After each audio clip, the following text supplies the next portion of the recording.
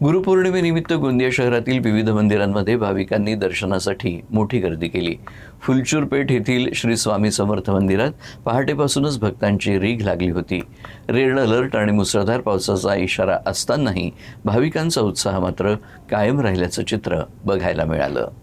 गुरुपौर्णिमेच्या पावन पर्वानिमित्त गोंदियातील फुलचूर पेठ येथील श्री स्वामी समर्थ मंदिरात पहाटेपासून विविध धार्मिक कार्यक्रमांचं आयोजन करण्यात आलं होतं। यावेळी मोठ्या संख्येनं महिला भक्तांनी श्री स्वामी समर्थांचे पारायण केले।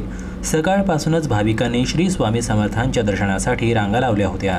हवामान विभागानं गोंदिया जिल्ह्यासाठी रेड अलर्ट जारी केला असतानाही सकाळच्या दमदार पावसानंतर मोठ्या संख्येनं भाविक मंदिरात दाखल झाले। त्यानंतर पावसाने काहीशी विश्रांती घेतल्यानंतर मंदिर परिसरातील गर्दी आणखी वाढली।